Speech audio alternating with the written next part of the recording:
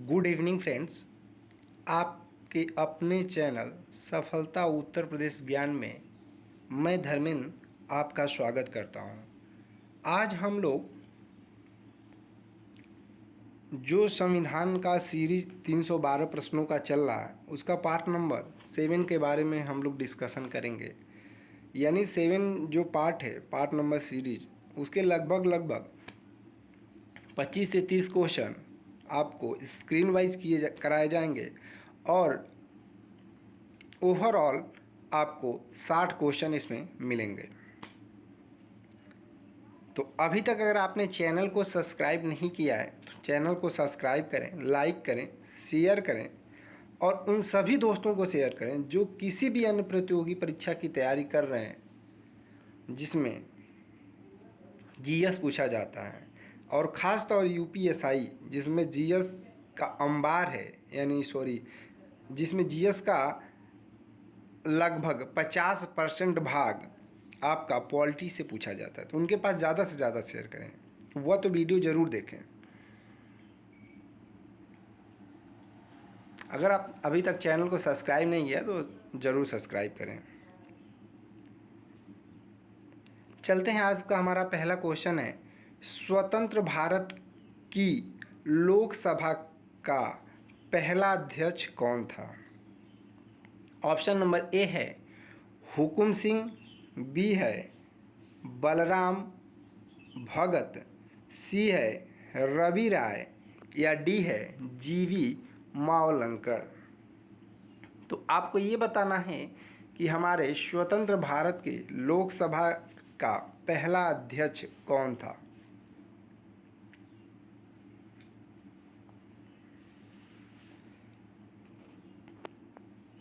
इसका जो ऑप्शन होगा, ऑप्शन नंबर डी जीवी मावलंकर, ये हमारे लोकसभा स्वतंत्र भारत के पहले अध्यक्ष थे।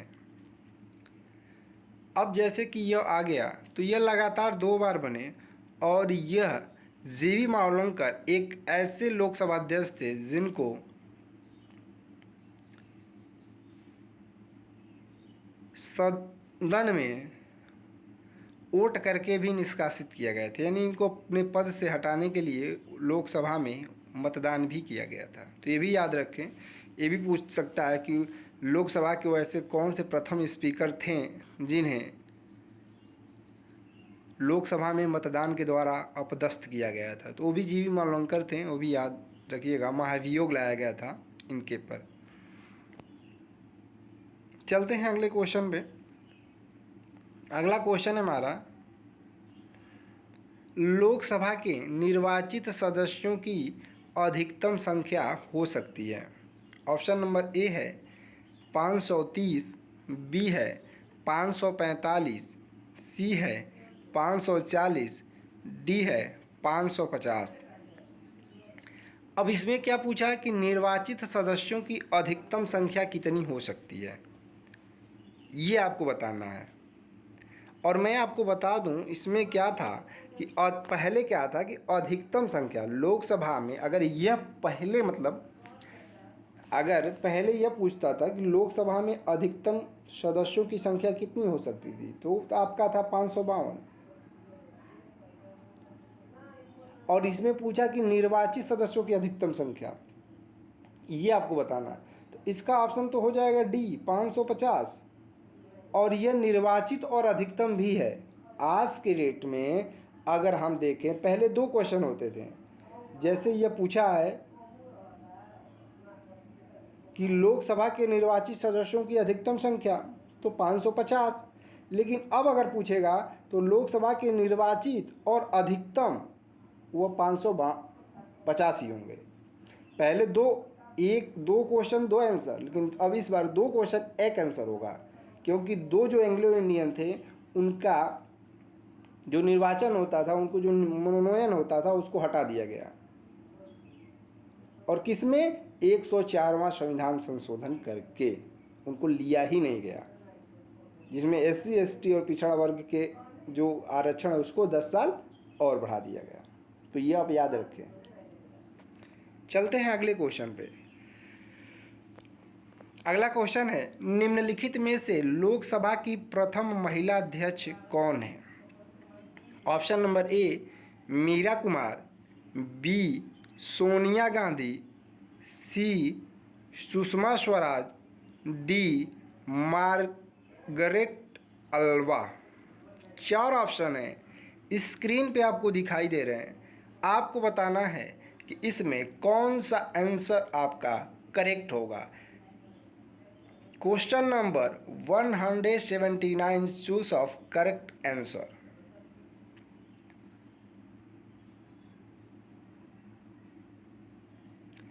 इसका जो आंसर होगा option number A Meera Kumar. Meera Kumar Lok Sabha की प्रथम महिला अध्यक्ष थी। अगर आपके यह पूछा जाए यह किस पार्टी से थी, तो आपको बताना है यह यूपीए से थी। अगर यह पूछा तो अभी यह भी पूछ सकता है कि लोकसभा की दूसरी महिला अध्यक्ष कौन थी, तो वह थी सुमित्रा महाजन। कौन थी? सुमित्रा महाजन।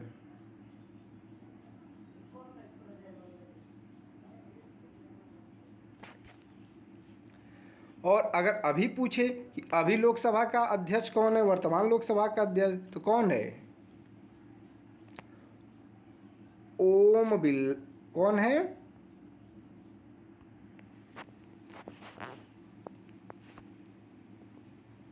ओम बिरला।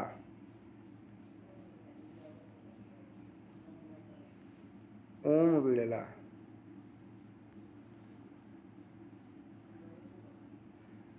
अभी हैं।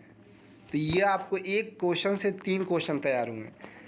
पहला पूछे लोकसभा की महिला अध्यक्ष मीरा, दूसरा पूछे सुमित्रा महाजन, और सुमित्रा महाजन किस पार्टी से थी, तो बीजेपी यानी एनडीए से थी। और तीसरा पूछे तो सॉरी अभी का वर्तमान में पूछे तो ओम बिरला थे, राज्यसभा के कोटा राजस्थान के कोटा से सांसद हैं। चलते हैं अगले क्वेश्चन पे। अगला क्वेश्चन है, भारतीय संसद के कामकाज में शून्यकाल का क्या अर्थ है? ऑप्शन नंबर ए प्रश्नकाल से पहले का समय, बी सत्र का पहला घंटा, सी प्रश्नकाल और अगली कार्यसूची के बीच का समय, या डी जब विशेषाधिकार प्रस्ताव स्वीकार कर लिया जाए। तो आपको 4 ऑप्शन दिए हैं। 4 ऑप्शन में से आपको करेक्ट ऑप्शन चूज करना है कि कौन सा ऑप्शन करेक्ट होगा।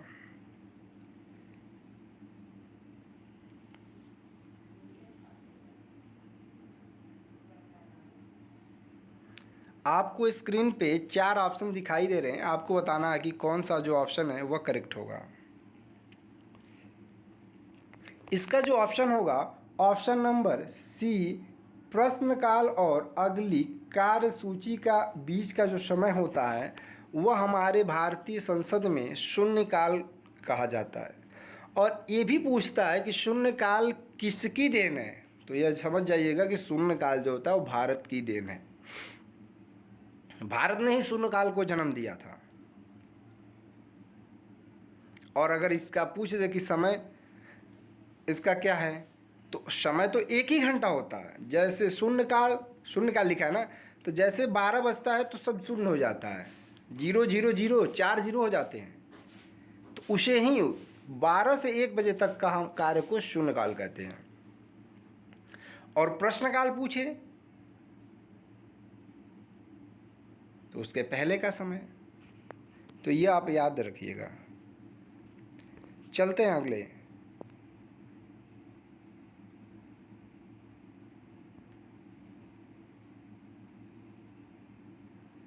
अगर प्रश्नकाल पूछता है तो 11 से 12 होता है। चलते हैं अगले क्वेश्चन पे। अगला क्वेश्चन है, मंत्रिपरिषद की बैठकों की अध्यक्षता कौन करता है? ऑप्शन नंबर ए प्रधानमंत्री, बी राष्ट्रपति, सी मंत्रिमंडल सचिव, या डी लोकसभा अध्यक्ष।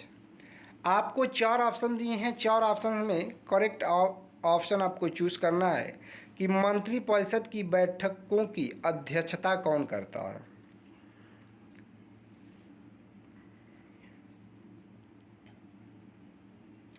इसका जो आंसर होगा ऑप्शन नंबर ए, प्रधानमंत्री।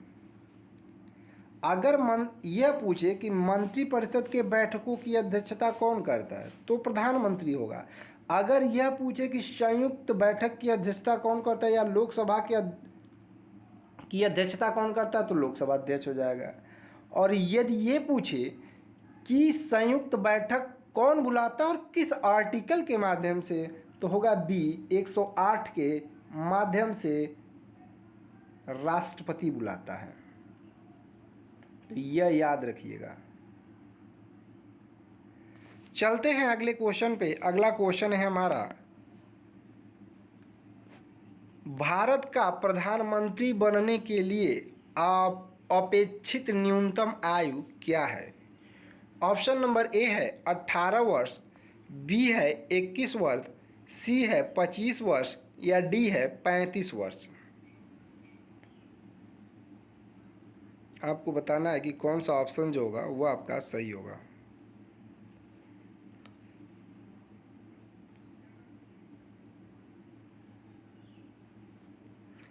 इसका जो आंसर होगा ऑप्शन नंबर सी, 25 वर्ष।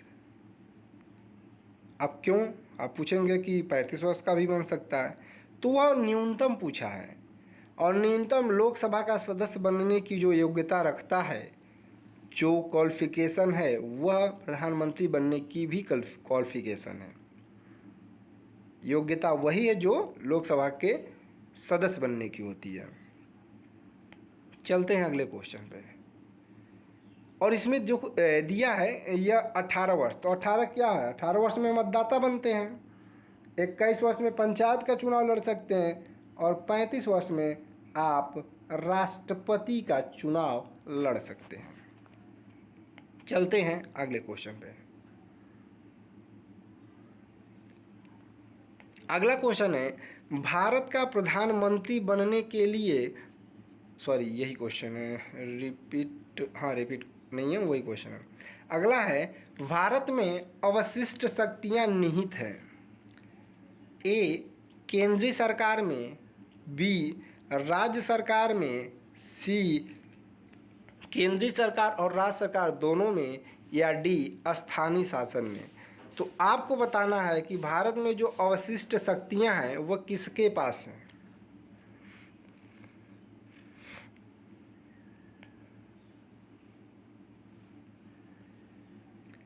इसका जो आंसर होगा ऑप्शन नंबर ए, केंद्रीय सरकार के पास, यानी गवर्नमेंट ऑफ इंडिया के पास अवशिष्ट शक्तियां हैं। अब आप ये पूछेंगे कि अवशिष्ट शक्तियां क्या होती हैं? अवशिष्ट शक्तियां वह शक्तियां होती हैं जिस पे न तो केंद्र और न ही राज्य कानून बना सकें। यानी जैसे अभी हुआ स्वास्थ्य बना है ना कानून, पेंडेमिक महामारी पे कानून बना है वह है। यानी जो राज्य सूची, केंद्रीय सूची और समवर्ती सूची में न दी गई हों वह अवशिष्ट शक्तियां होती हैं और अवशिष्ट शक्तियों पर कानून बनाने का अधिकार केंद्रीय सरकार को है। एक होता है समवर्ती सूची, तो समवर्ती जो सूची होती है उस पे तो केंद्र बनाता है। एक होता है राज्य सूची जिस पे राज्य बनाता है और एक होता है आपका केंद्रीय सूची जिस पे केंद्र बनाता है। समवर्ती सूची में केंद्र और राज्य दोनों बनाते हैं, समवर्ती सूची में केंद्र और राज्य दोनों बनाते हैं, केंद्रीय में केंद्र और राज्य में राज्य सूची। और ये पूछता है कि किस अनुच्छेद में है, तो अनुच्छेद 7 में, भाग 7 में यह दिया गया है। अनुच्छेद नहीं, भाग 7 में इसका वर्णन किया गया है। चलते हैं अगले क्वेश्चन पे। अगला क्वेश्चन है, निम्न में से कौन सा केंद्र के कानून बनाने के अधिकार के संबंध में सही है? ए, संसद किसी भी अन्य देश के साथ किसी भी संधि या अंतर्राष्ट्रीय समझौते को लागू कराने के लिए पूरे या भारत के राज्य क्षेत्र के किसी भी हिस्से के लिए कानून बना सकती है। बी है, इस उद्देश्य के लिए संसद द्वारा पारित किसी भी कानून को राज्य सूची में उल्लेखित विषय से संबंधित होने के आधार पर अवैध नहीं ठहराया जा सकता। आपको दो कूट दिए हैं, उस कूट के अकॉर्डिंग जो आपका आंसर करेक्ट है वो आपको टिक करना है। केवल ए सही है, ए और बी दोनों सही है, केवल बी सही है, या डी ए और बी दोनों सही हैं।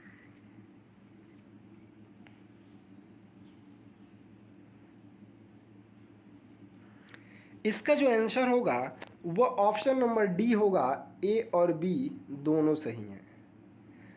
संसद किसी भी अन्य देश के साथ संधि से अंतर्राष्ट्रीय समझौते पर कानून बना सकती है और इस उद्देश्य के लिए संसद द्वारा पारित किसी भी कानून को राज्य सूची में उल्लिखित विषय से संबंधित ही क्यों न हो उसे अवैध ठहराया नहीं जा सकता।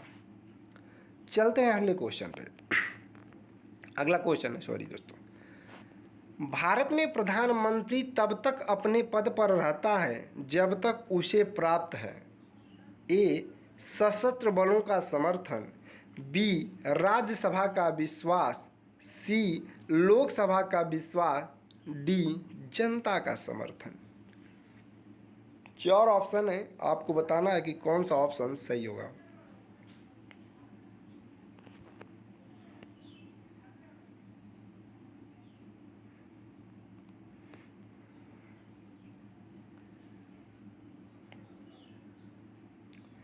इसका जो आंसर होगा ऑप्शन नंबर सी, लोकसभा का विश्वास। जब तक लोकसभा का विश्वास प्रधानमंत्री को प्राप्त है तब तक वह अपने पद पर बना रहता है। सशस्त्र बलों का समर्थन, ये तो गलत है, तो हो ही नहीं सकता। राज्यसभा का विश्वास, ये तो हो नहीं सकता, क्योंकि राज्यसभा में नहीं, हम लोकसभा को ही निचला सदन कहते हैं और लोकसभा में ही हमारी सरकार बैठती है अधिकांशतः, और जनता का समर्थन तो होगा नहीं। चलते हैं अगले क्वेश्चन पे। अगला क्वेश्चन है, वह प्रधानमंत्री कौन था जिसे संसद ने मतदान द्वारा अपदस्थ कर दिया था? और ये भी याद रखिएगा, इन्हीं के काल में ही जो है पिछड़ा वर्ग आयोग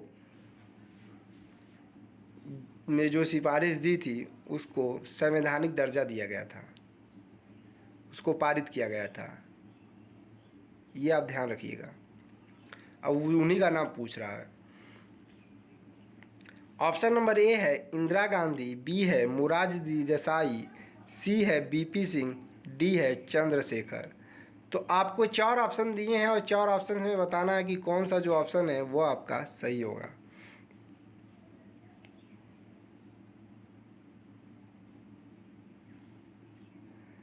इसका जो आंसर होगा option number C, BP Singh.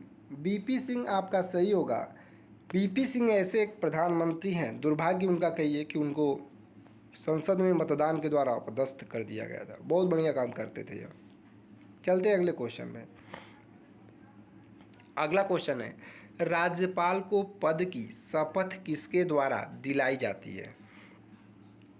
ए, उच्च न्यायालय के मुख्य न्यायाधीश, बी, राष्ट्रपति, सी, विधानसभा के अध्यक्ष, या डी, भारत के मुख्य न्यायाधीश। तो आपको बताना है कि राज्यपाल को पद की शपथ किसके द्वारा दिलाई जाती है।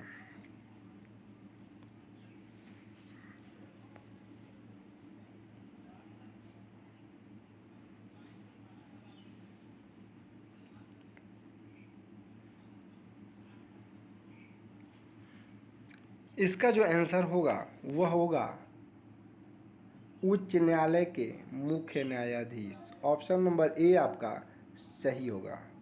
राज्य के राज्यपाल को पद की शपथ उच्च न्यायालय के मुख्य न्यायाधीश द्वारा दिलाई जाती है। और पूछे राष्ट्रपति को तो भारत के मुख्य न्यायाधीश, विधानसभा अध्यक्ष को तो प्रोटेम स्पीकर या राज्यपाल दिलाता है, राज्यपाल या प्रोटेम स्पीकर दिलाता है विधानसभा के अध्यक्ष को, और भारत के मुख्य न्यायाधीश को राष्ट्रपति दिलाता है। चलते हैं, अगला हमारा क्वेश्चन है,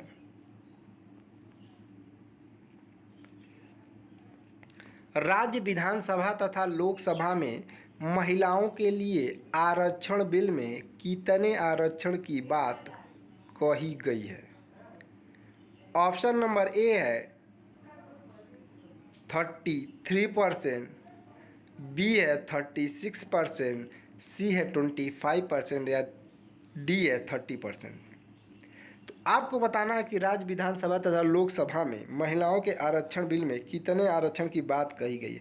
यह बात कही गई है, आरक्षण नहीं दिया गया है, यह बात कही गई है कि लोकसभा और राज्यसभा में महिलाओं का आरक्षण बिल जो होगा उसमें बात कही गई है। यह जो बिल में 33% जो है, यह तो पंचायतों में उनको महिलाओं को 33% आरक्षण तो देना ही देना है, वह तो पंचायत में है। बट लोकसभा और राज्यसभा में केवल कही गई है, यह नहीं कहा गया कि 33% आप लोकसभा और राज्यसभा में लोकसभा और विधानसभा में आपको 33% महिलाओं को आरक्षण देना है, बट बात कही गई है। तो कौन सा ऑप्शन होगा? तो ऑप्शन नंबर आपको कंफर्म हो चुका होगा, ए होगा 33%। 33% आरक्षण की बात कही गई है। चलते हैं अगले क्वेश्चन पे। अगला है, निम्नलिखित में से स्वतंत्र भारत का वह सबसे पहला राज्य कौन सा है जो केवल भाषाई आधार पर बनाया गया था? ए महाराष्ट्र, बी आंध्र प्रदेश, सी केरल, डी पंजाब। तो आपको 4 ऑप्शन स्क्रीन पे दिखाई दे रहे हैं और यह सबसे आसान वीडियो का क्वेश्चन होगा जिसको सभी को प्राप्त होगा।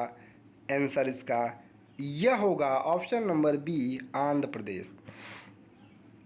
1956 में आंध्र प्रदेश को भाषाई आधार पर अलग कर स्वतंत्र राज्य बनाया गया था और यह हमारा 15वां राज्य था। चलते हैं अगले क्वेश्चन पे। इनमें से कौन सा से किसी राज्य के राज्यपाल के अधिकार के बारे में सही है? ऑप्शन नंबर नहीं है, इसमें पी दिया है, कूट के तहत आंसर देना है आपको। पी है, वह किसी बिल पर अपनी सहमति रोक सकता है। क्यू है, वह किसी भी अप्रत्याशित व्यय को पूरा करने के लिए राज्य की आकस्मिकता निधि में से अग्रिम दे सकता है। आपको बताना है कि इसमें कौन सा ऑप्शन सही होगा। स्क्रीन पे आपको ऑप्शन दिखाई दे रहे हैं।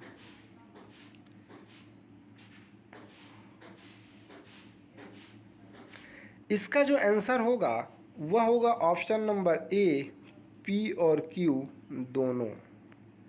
यानी वह किसी बिल पर अपनी सहमति भी रोक सकता है और अप्रत्याशित व्यय को पूरा करने के लिए आकस्मिक निधि को अग्रिम आदेश भी दे सकता है। चलते हैं अगले क्वेश्चन पे। अगला क्वेश्चन है, निम्नलिखित में से संविधान का वह अनुच्छेद कौन सा है जो जम्मू और कश्मीर को विशेष राज्य प्रदान करता है, नहीं होगा, करता था अब, क्योंकि वो तो ख़त्म हो चुका है ना 370, तो अब करता था होगा। ये पहले का क्वेश्चन है, पहले यूपीएससी में पूछा गया तो इस तरह से था, अब उसमें आएगा था, करता था, अभी करता है क्वेश्चन है लेकिन करता था होना चाहिए। तो इसका ऑप्शन आपको सभी को मालूम होगा, ऑप्शन नंबर सी 370। चलते हैं अगले क्वेश्चन पे। हाँ, और ये भी पूछ सकता है कि जम्मू कश्मीर से जो 2 राज्य बने हैं वो कौन कौन से और कब गठन हुआ। तो आपको बताना है उनका जो गठन हुआ है वह 31 अक्टूबर 2019 को।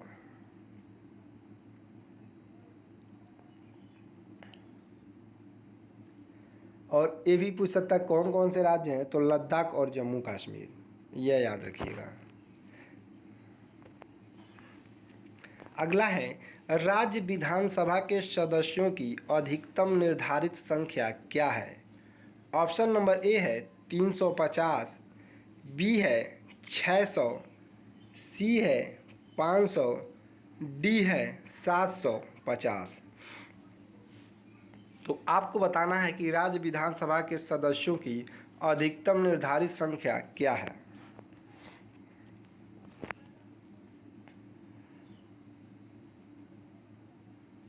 इसका जो आंसर होगा ऑप्शन नंबर सी होगा 500। अधिकतम 500 और न्यूनतम 60 हो सकता है। अधिकतम 500 और न्यूनतम आप 60 कर सकते हैं, बट कहीं कहीं अपवाद दिखाई देता है, जैसे पांडुचेरी में है उसमें 32 है, और में है 40 है गोवा में। तो इस तरह से अपवाद हैं, तो ये अपवाद हैं, इस पे ध्यान नहीं देना है। कुछ अपवाद जैसे बने रहते हैं ना सभी चीज़ में, जैसे आप ट्रांसलेशन पढ़ते हैं, इंग्लिश का ग्रामर पढ़ते हैं, उसमें अपवाद होते हैं, वही अपवाद हैं। चलते हैं अगले क्वेश्चन पे। भारतीय संविधान के अनुसार विधानसभा में अधिकतम सदस्यों की संख्या डैश से अधिक और डैश से कम नहीं होती। अभी हमने आपको बताया ना। और देखिए ये यूपीएसआई में फिर पूछ दिया गया, 2 बार पूछा गया था, बट एक बार तो पूछा था कि अधिकतम, और एक बार दोनों पूछ दिया था साथ में कम्बो करके। अब सोचिए एक क्वेश्चन से 2 कम्बो बन रहा है आपका, तो यह आपको याद रखना है कि कम्बो भी बन सकता है। इसका जो आंसर होगा ऑप्शन नंबर ए, जैसा कि आपको मालूम है 500 से अधिक नहीं और 60 से कम नहीं। चलते हैं अगले क्वेश्चन पे। अगला क्वेश्चन है हमारा, केंद्र और राज्य के बीच प्रशासनिक संबंधों के बारे में निम्न में से कौन सा से कथन सही है। पी है, अनुच्छेद 256 बताता है कि प्रत्येक राज्य की कार्यकारी शक्ति का प्रयोग इस प्रकार किया जाएगा कि संसद द्वारा बनाए गए नियमों का अनुपालन सुनिश्चित हो। क्यों है, संविधान के अनुच्छेद 257 में प्रावधान है कि प्रत्येक राज्य की कार्यकारी शक्ति का प्रयोग इस प्रकार किया जाएगा ताकि वह संघ की कार्यकारी शक्ति के अमल में बाधा या प्रतिकूल प्रभाव न डाले। तो आपको बताना है कि कौन सा ऑप्शन सही होगा।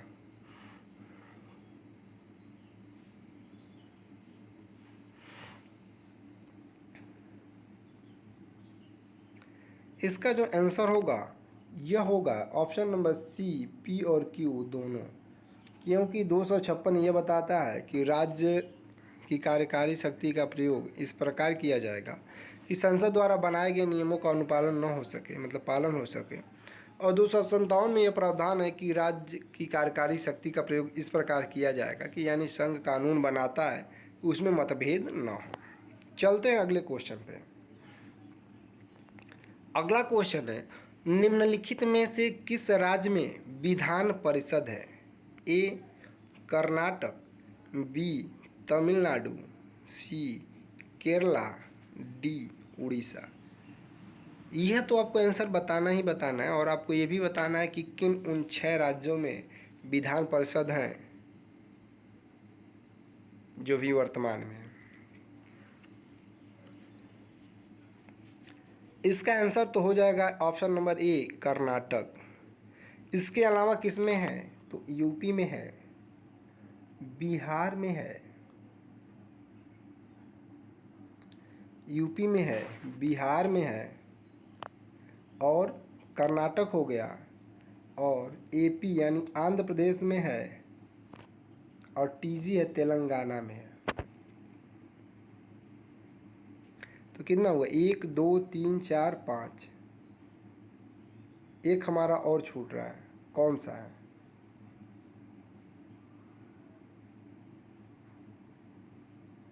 तो महाराष्ट्र में है। कहाँ है महाराष्ट्र में। चलते हैं अगले क्वेश्चन में। तो आपको ये कंफर्म हो जाएगा कि आपको एक क्वेश्चन से कितने क्वेश्चन, अब एक क्वेश्चन से 5-6 क्वेश्चन आपको इसमें बताया गया है। पूछ सकता है 4-5 ऑप्शन दे दे, इसमें से पूछ सकता है कौन नहीं है, इसमें पूछ सकता कौन है, ये भी हो सकता है ना। तो आगे क्वेश्चन ऐसे भी पूछने की संभावनाएं हैं एग्जामिनर का। और अभी तक अगर आपने चैनल को सब्सक्राइब नहीं किया है तो सब्सक्राइब करें, लाइक करें और शेयर करें। उन सभी दोस्तों के पास शेयर करें जो किसी भी परीक्षा की तैयारी कर रहे हैं जिसमें जीएस पूछा जाता हो। चलते हैं अगले क्वेश्चन पे। अगला क्वेश्चन है हमारा, राज्य के राज्यपाल विधान परिषद में कुछ ऐसे सदस्यों को नियुक्त कर सकते हैं जिन्हें कुछ विशेष क्षेत्रों में विशेष ज्ञान अथवा व्यवहारिक अनुभव प्राप्त है। जैसे ऑप्शन नंबर ए है विज्ञान, बी है साहित्य, सी है कला, डी है सहकारी आंदोलन।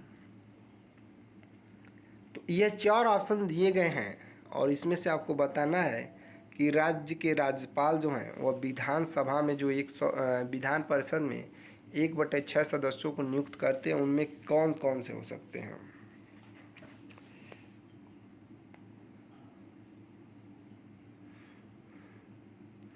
इसका जो आंसर होगा वह ऑप्शन नंबर आपका बी होगा, ए बी सी डी, यानी सभी हैं। विज्ञान भी है, साहित्य भी है, कला भी है और सहकारी आंदोलन भी है। यानी सभी से क्षेत्र से जुड़े व्यक्ति को राज्यपाल विधान परिषद में नियुक्त कर सकते हैं। चलते हैं अगले क्वेश्चन पे। अगला क्वेश्चन है, राज्य में जिला न्यायाधीशों की नियुक्ति कौन करता है। ए भारत के मुख्य न्यायाधीश, बी राज्य के मुख्यमंत्री, सी राज्यपाल या डी सुप्रीम कोर्ट जज। तो आपको बताना है कि राज्य में जिला न्यायाधीशों की नियुक्ति कौन करता है।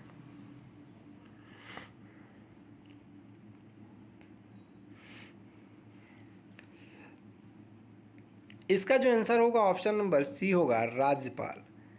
राज्य में जिला न्यायाधीशों की नियुक्ति तो राज्यपाल करता है, बट अगर यह पूछे कि भारत के जो उच्च न्यायालय के मुख्य न्यायाधीश की नियुक्ति कौन करता है तो वह राष्ट्रपति करता है। कौन करता है? राष्ट्रपति। और यह पूछता है कि जो राज्य के उच्च न्यायालय के न्यायाधीश हैं उनका वेतन कहाँ से मिलता है। तो वेतन तो मिलता है राज्य की संचित निधि से, बट उनका पेंशन जो होता है वो भारत की संचित निधि पर भारित व्यय होता है। तो ये भी याद रखें। अगर वेतन पूछे तो वेतन राज्य की संचित निधि से, और पेंशन पूछे तो भारत की समाकेतिक निधि या संचित निधि से। यह आप याद रखिएगा। और भारत के मुख्य न्यायाधीश को कौन नियुक्त करता है? तो राष्ट्रपति। राज्य के मुख्यमंत्री की नियुक्ति कौन करता है? तो राज्यपाल करता है। और सुप्रीम कोर्ट के जज को नियुक्ति कौन करता है? तो राष्ट्रपति करता है। ये भी याद रखिएगा। चलते हैं अगले क्वेश्चन पे।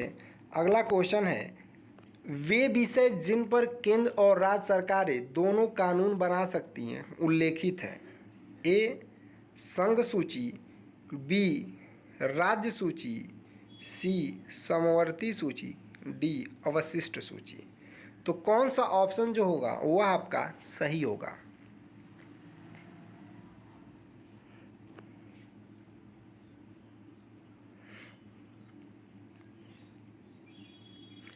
इसका जो आंसर होगा वह होगा ऑप्शन नंबर सी समवर्ती सूची। संघ सूची में केवल केंद्र बनाता है